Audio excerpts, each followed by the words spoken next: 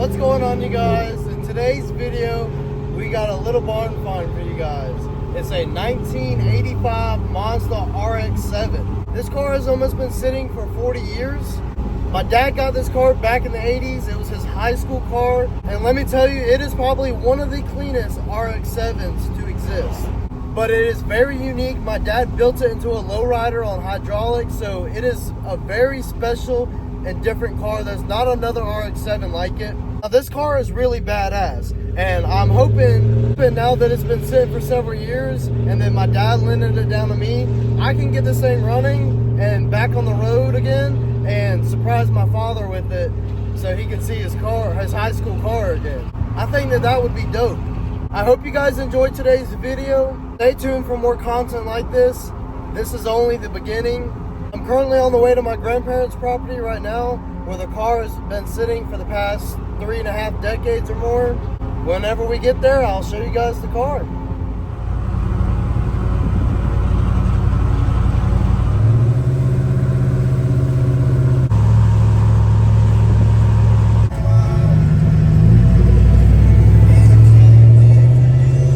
Alright guys, so I just made it to my grandparents' house. Here we are. This is the building that the RX-7 supposedly is in. Now, this thing's been sitting in here for a while. I don't know if you guys can see it. There she is. Got this big old turd here. We're gonna see if we can get this thing loaded up on the trailer. Now, I did come here last weekend to look at the car and clean some stuff in the building so we could get it. Here's in the building. There's a lot of stuff in here. My grandma's a big collector. Now, here she is. This is the RX-7. This is where it's been sitting for the past 3.5 decades. I think it's been sitting for maybe 28, 30 years, something like that. Now, this thing was covered with all this stuff. It's just been sitting here pretty much rotten. This is my buddy Jack and Alex. They're going to help us get this thing loaded up on the trailer. So, one of y'all want to take this cover off? Just go slow with it. Look at that beauty. Oh my gosh. It's such a pretty color. Dude, this thing is a beauty. Look at the rim. Look at the rims on this thing. It looks like brand new tires my father put on it before it sat in here. Here's the last time it was registered in 97. So it's been sitting for about 28 years, maybe 30. I'm not sure. Now, as most of you know, these RX-7s do not come with a top like this. My dad did this himself. This is like a canvas material that my dad did to the car. And for anyone that knows, in 1985, Mazda only produced 500 of these cars in this color. This is the ocean blue color. And the paint looks beautiful on this thing. For the age on this car, it is pretty clean for how long it has been sitting and aging. Now, the Mazda RX-7 was a pretty popular sporty classic car in the 80s. I'll throw in the commercial for the 85 Mazda. When you first see the Mazda RX-7, you begin to understand why it has become a legend among today's sports cars. Because beyond its classic styling, you soon discover the sheer perfection of its bucket seats. You experience its comprehensive instrumentation and feel the preciseness of its 5-speed. These things alone help make it an exceptional value. But to gain an even deeper understanding of the RX-7, you're going to have to experience roads like these for yourself. Mazda RX-7. Experience it. You can see this thing is sitting on the fucking ground. Now, my dad was going for like a lowrider style. He did put this thing on hydraulics, so he used to jump this thing back in the day at the car shows. I'm gonna show you guys what the interior looks like. It's all custom work. My dad did all this himself. The steering wheel, the door handles, all this velvet lining stuff. Like, this thing is clean. Look at the stunt wall he put in this thing. I'm pretty sure that's for 412s, 215s, and then I think 8-inch door speakers. Here's all the controls for the hydraulics. This thing is a 5-speed manual. Now, this is the GSL-SE, so it's the special edition in the RX-7. So it's got like the sunroof, the automatic windows, better stereo. It's also got the bigger rotary motor inside of it. I think it's the 13B. All right, so we got the garage door open up. This is the way this thing's sitting, bro. It looks so mean from the rear. Look how low this car is just in the back. Now, I'm pretty sure the hydraulics go up 8 inches, so this thing can sit up 8 inches higher than it's supposed to at normal riding height. That's what the underneath is looking like. The gas tank's clean, the muffler. I don't think there's any rust on this RX-7. May be one of the cleanest RX-7s. We're gonna get this thing loaded up on the trailer. We gotta try to pump up the tires. I don't know exactly how we're gonna get this thing on the trailer with how low it is and how long it's been sitting. So we hook up the come along and the chain to the back of the RX-7. We're gonna try to see if we can get this thing pulled up on the trailer here. It's not gonna be the easiest job because all the tires are flat. We gotta go run to the hardware store and get a chuck to see if we can get some air in these tires, and if they hold air, that would help a whole lot of trying to roll this thing out, because it's not gonna come out like that. Plus, I don't want to mess up these rims. I know they ain't cheap. So I will catch you guys once we get back from the hardware store and get these tires pumped up. All right, so we got the air compressor and air chuck pumping these tires up. They're actually holding air.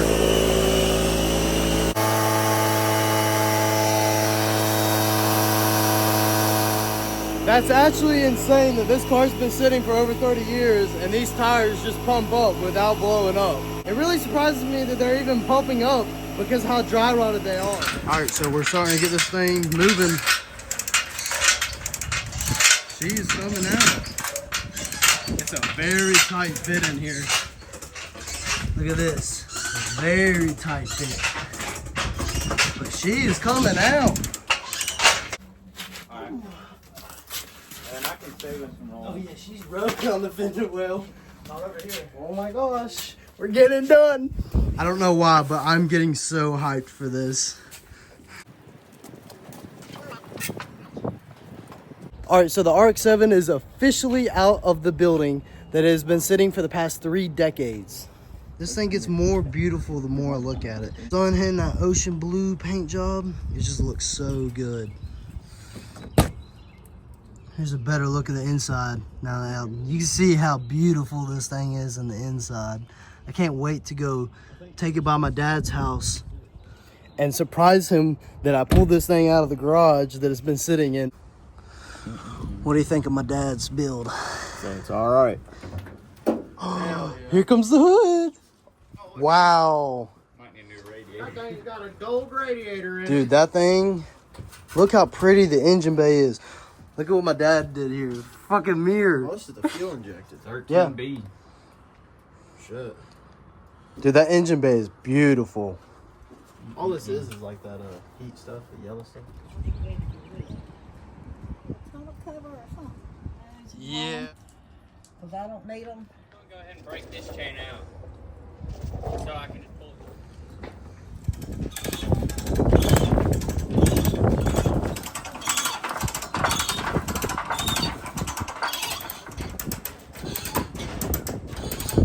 Got the RX-7 halfway up. It is going to be a very tight fit. Got to put some boards down. Tire's literally on top of a hatchet. That exhaust flange was hitting like right there, so we couldn't get it up, but we figured out with boards and that we could get it up on here. Very, very tight fit.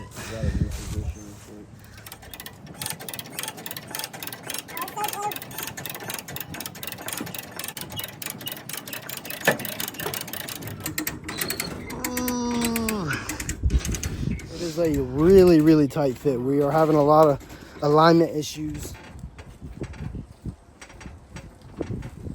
Hey, if you get up there and take the handle and yank it that way, it'll probably move it a little bit. Keep going.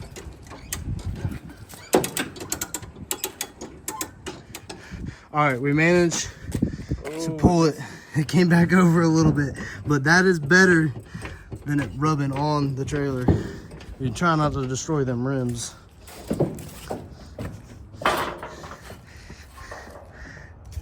That thing is wide. Alrighty guys, so we got the RX-7 loaded up. I am so stoked.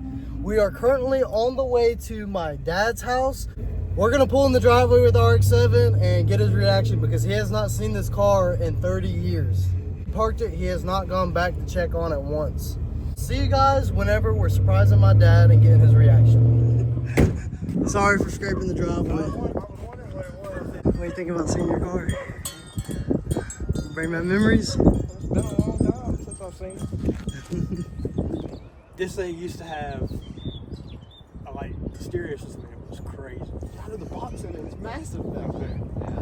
Well, first off, they said there's no way you can fit two 18s in there. So that's what goes in the back behind. There's 18s. I thought it was 15s. No, they're 18s. Oh shit. God. So is there still 7? Is there still 7 amps in here? Oh, did I tell you that? All right, maybe there's not. All right, I know what it was. Originally, there used to be between 3 to 5 amps running across there. I remember seeing a picture with there's a bunch of amps. Yeah, yeah, those stacked there. Those amps are worth a lot of money. That sounds true. I bet. There's You think some that? behind the back seat. Yeah. That's what I told Jack. I said, look, I said, this is a lot of money back in the day. Those are they're like underrated compared to the stuff they make now. Yeah. Yeah, I mean they're worth a lot of money now. Hang on. So these 2 batteries are for the hydraulics. Yeah. You think? And then those are for the amps and subs. Yeah. Yeah. See, these are wired in parallel. It keeps 12. It's always 12 volts. This creates 24 volts. What inspired you to build this car? Now, what was the reason for you parking it in that garage again? Because something happened with the engine. What, it was like leaking fuel or something? Leaking fuel. My job is to figure out where the fuel leak came from and see if we can get this thing running right. Because back in the day, in the 80s, early 90s, there wasn't much stuff you can do to look up on these cars, so my dad couldn't really figure out where it was leaking fuel from and what was causing the leak. Now you can just search shit up on the internet and find anything.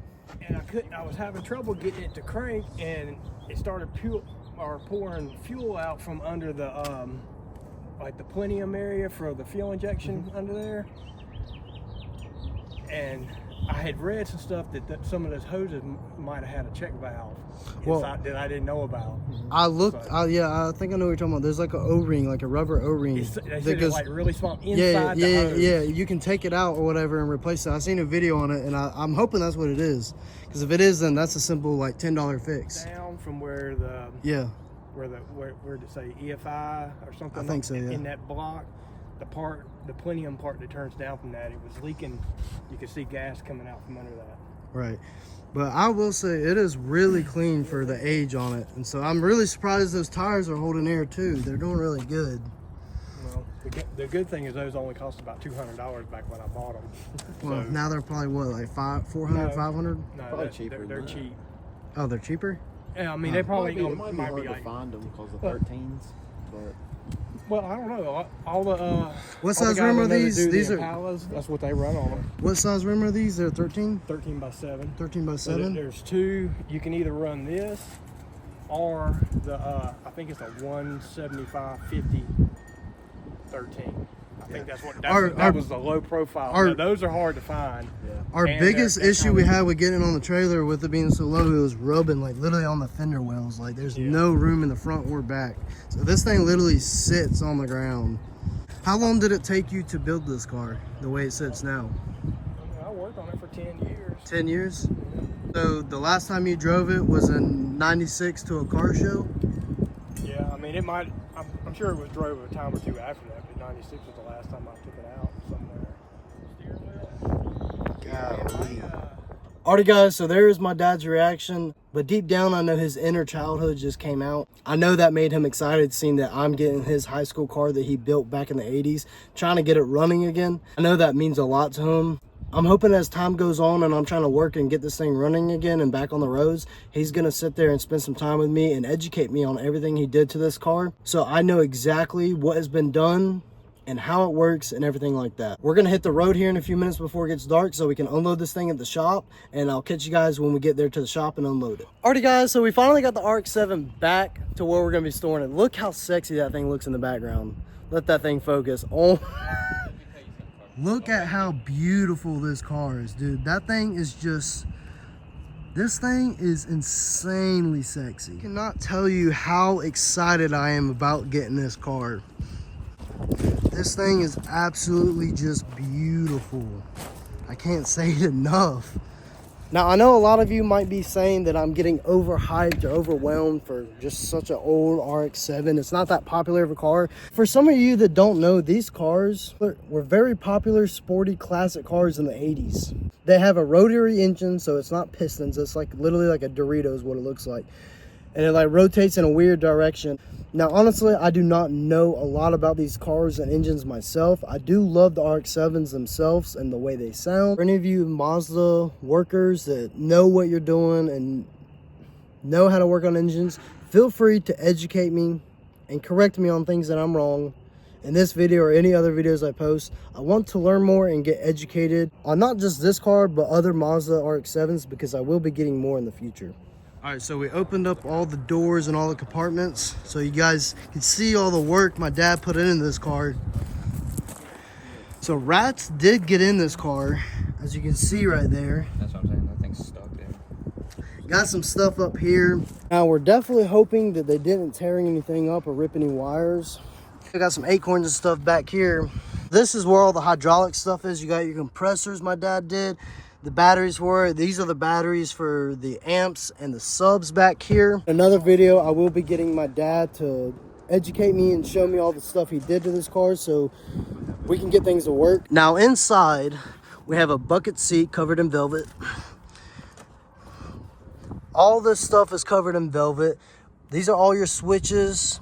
Now, all the wheels can come up and down on their own, or you can, and I think there's switches. I think this switch is for the front and that switch is for the back to let both sides go up at the same time. And then there's also a car for all down to let it go completely down. Some did the chain steering wheel, the door handles. He had two 18-inch subs, I think 4 12s or 10s, I'm not sure. It is really impressive all the work my dad put into this car. Not only that, to mention the creativity and time of thought and to install all this stuff. Here's a TV screen he put in here. Also, not to mention the passenger seat is a lounge chair that my dad custom made.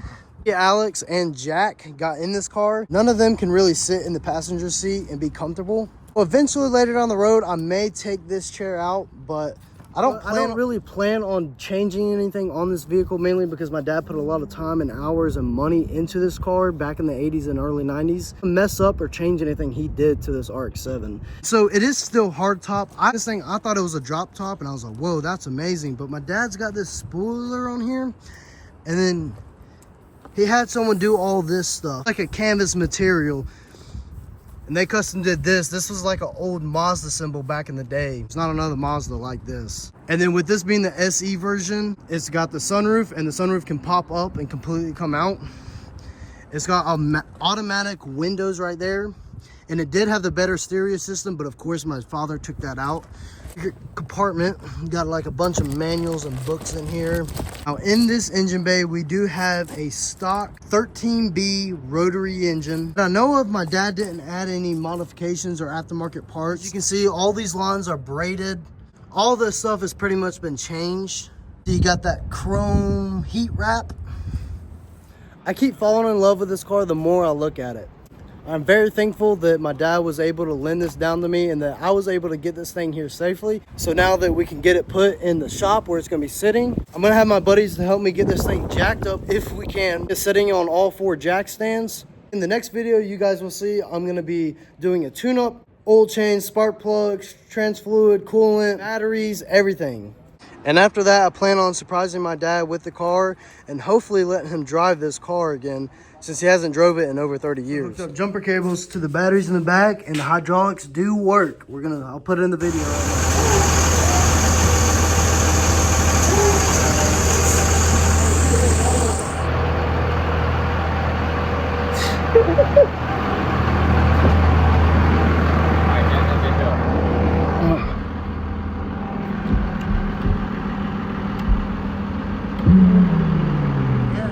on jack stands. Look how clean underneath it is. I hope you guys enjoyed today's video. If you did, please give it a thumbs up. Comment down below. Let me know what you want me to do with this car. Also, feel free to educate me on anything I said wrong or anything you want me to know about these RX-7s, because I don't know much. I do want to fix this thing, get it running again, and possibly surprise my dad with it and let him drive his car again that he built back in the 80s, early 90s. Subscribe if you enjoyed the video and you want to see more content like this, and I'll catch you guys in the next video.